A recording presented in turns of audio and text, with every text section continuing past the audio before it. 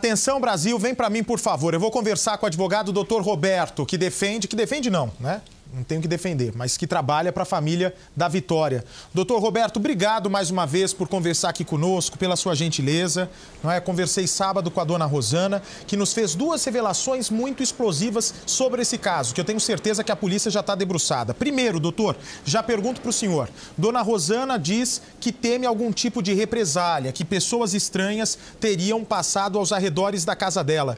Eu falei imediatamente no sábado, já pede para o seu advogado, dona Rosana, comunicar oficialmente isso à polícia e diga do medo que a senhora tem, até para entrar num programa aí de proteção à testemunha que é fundamental. Boa noite.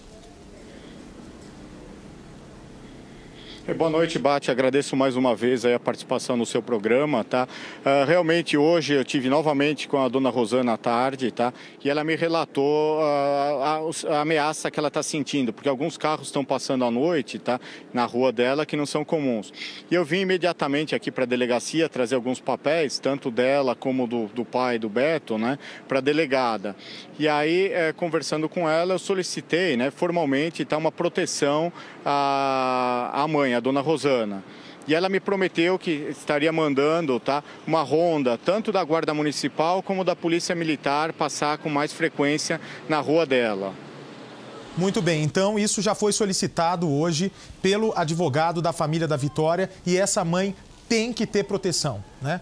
A família tem que ter proteção. Da mesma maneira, doutor, eu sei que o senhor não tem nada a ver com o Caio, com aquele rapaz que é uma testemunha ouro, que é uma testemunha importante, mas eu queria dar suas considerações sobre o seguinte. Também, com exclusividade, a dona Rosana revelou aqui no Cidade Alerta no sábado de que, menos de um dia depois do sumiço, do sequestro da Vitória, esse rapaz apareceu na rua da dona Rosana pedindo uma moto porque poderia saber onde estaria a Vitória. Isso 5 pessoas contaram para a dona Rosana. Antes do senhor comentar, me dá o trechinho de 10 segundos que a dona Rosana comentou isso.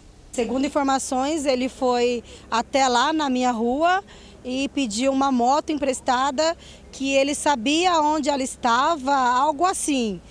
Doutor, o quão importante pode ser nesse processo, nesse inquérito, essa suposta apresentação espontânea do Caio como vizinho da família de tentar localizar a Vitória menos de 24 horas depois do sumiço dela? Essa informação, Bate, quando a dona Rosana me passou na semana passada, durante o decorrer das investigações, né, do homicídio, tá? Eu trouxe para a doutora Bruna e ela imediatamente mandou uma equipe, tá?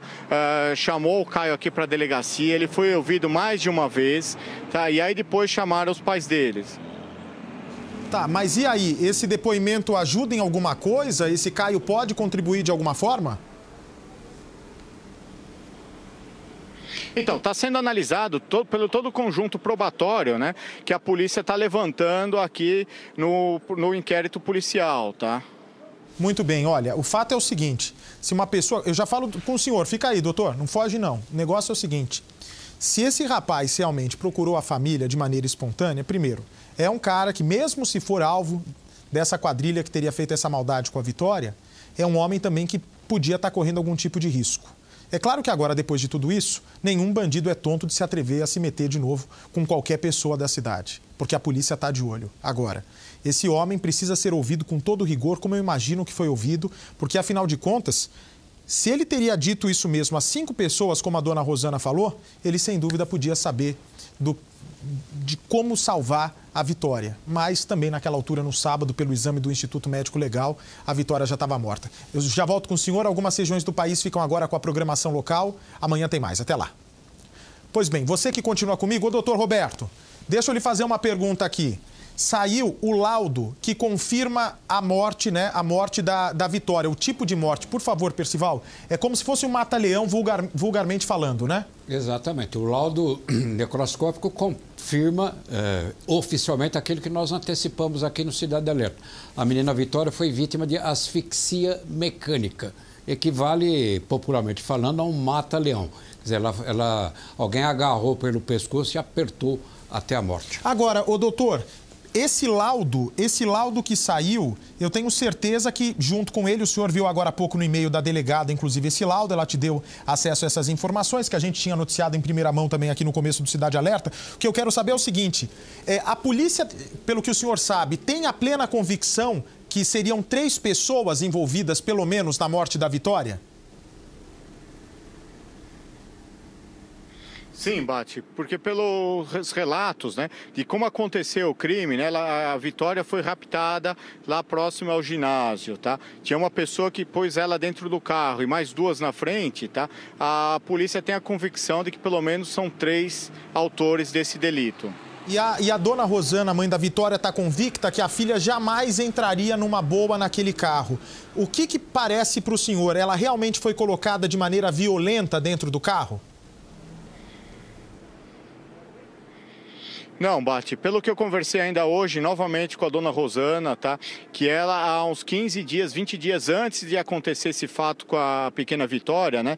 Foi o que ela falou, parece uma mensagem de Deus, né? Para alertar a filha de não entrar em carro de estranhos. Então a gente percebe que a pequena Vitória entrou, que conhecia essa pessoa. Então mesmo sem... Então, alguém que se vingou, seja por causa de tráfico de drogas, seja por causa de agiota, eles colocaram uma pessoa ligada à família da Vitória para fazer essa vingança, é isso? Na opinião do senhor? Eu já não sei se colocaram, vamos dizer, a Vitória ou acabaram confundindo ela, Bate. Tá, mas o fato é que pegaram a Vitória, né? E tanto é que ela deve ter entrado no carro, retirou os patins e ela, vamos dizer, pelo que a gente percebe do laudo da perícia, né? Ela foi levada ao local em que foi morta, tá? Com os chinelos, porque nos chinelos havia muita terra do local. Então, se ela tivesse, vamos dizer, sido morta no carro, já de início, ela estaria ainda com os patins. E o que a gente percebe é que não aconteceu. Mas isso que tá estranho demais, doutor, não tá... O senhor me perdoa, não tá casando. Porque assim, se ela... Ok, foi confundida. Vamos partir do princípio, nessa tese que a gente está falando agora, que ela foi levada por engano. Se ela foi levada por engano, a pessoa que estava levando ela, o sequestrador, conhecia ela de outra oportunidade. Senão essa menina não ia tirar os patins e entrar tranquilamente no carro. Concorda? Sim, concordo com você, Bate. Tanto é que eu acho que quando falaram que isso agora é hipótese, suposições, tá? Eu tô supondo que quando ela entrou no carro, viu que tinha mais pessoas, falaram que ia levar ela para tal lugar, ela deve ter reconhecido uma das pessoas que acabaram matando-a. Ou seja, sendo por motivo de tráfico de drogas ou então por causa de agiota, essas pessoas podem ter colocado algum conhecido da Vitória para colocar a menina dentro do carro. É vingança por briga familiar completamente descartada nessa altura, essa hipótese? A delegada aqui, a doutora Bruna, está investigando todas as hipóteses, tá? Inclusive isso de desavença familiar, tudo está sendo tudo investigado para poder esclarecer com maior certeza e franqueza, né? Para dar uma resposta não só à sociedade, mas como aos pais também, Bate. Uma outra pergunta que ainda não foi respondida, não sei se o senhor já tem algum norte sobre isso. A Vitória teria sido levada pelos laudos preliminares às 2 da tarde do local, do ginásio, e teria sido morta pelo menos, não é, por volta de 10 horas depois desse sequestro. Ou seja, 2 da tarde, meia-noite, completa 10 horas, não é? Completou 10 horas de sequestro. Então ela teria sido morta por esses laudos preliminares por volta de meia-noite, 2 da manhã. Nesse meio tempo, a polícia já sabe onde a Vitória ficou? Foi em algum cativeiro? Foi dentro do carro? Foi no meio do mato? Já se sabe do sequestro até o ponto onde o corpo foi deixado? Onde que eles ficaram rodando com a menina? Bate, pelo que eu li do laudo apresentado pela doutora Bruna, tá? Emitido pelo IML de Sorocaba, não há precisão do horário da morte, tá? Supõe-se, tá, que ela foi morta tão logo ela tenha sido raptada. Então, essa história de 10 horas aí, tá, não consta no laudo. Isso daí são suposições, Bate. Eu queria deixar bem claro. Na verdade, foi uma pessoa ligada ao ML que falou para o Percy isso, não é, Percy? Fala para o advogado que às vezes até o Percy tem informação de fonte dele, informação forte. Ouve só, doutor. Eu quero até esclarecer o advogado o seguinte, eu conversei com um dos legistas e um cadáver sendo examinado no ML, a proximidade da morte, o horário preciso, é informada de várias maneiras. Por exemplo, um corpo humano em decomposição, ele lentamente, ele se degradando, ele atrai, por exemplo, a presença de insetos. E a partir da presença de alguns insetos, por exemplo, algum tipo específico, é possível se aproximar do horário. Então, não está no laudo necroscópico. Foi assassinada 10 horas depois. Mas os peritos, conversando informalmente, aliás, foi louvável a polícia lá ter esse cuidado, conversar com os peritos, não ficar esperando o laudo ficar pronto, por isso eu antecipei aqui a informação.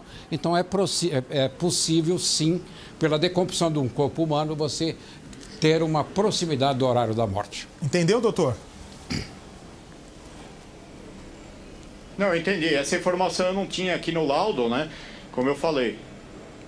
Perfeito. Agora, eu estou recebendo uma informação aqui, doutor, de uma fonte da nossa Mariana Ferreira, que é o seguinte, que não tem como ela ter sido colocada, né, pelas informações do laudo, ela não teria sido colocada numa boa dentro do carro, ela não teria entrado numa boa dentro do carro, porque o corpo dela tem marcas que ela teria sido arrastada. Mas também, Mariana, pode ter sido arrastada ou na hora que ela foi abordada, arrebatada, ou então na hora que ela foi deixada no local da desova, que foi essa estrada, tá certo? Doutor, muito obrigado pela... O senhor quer acrescentar mais alguma coisa? O senhor que acabou de sair da sala da delegada? Ô, Bate, só para complementar... Pois não.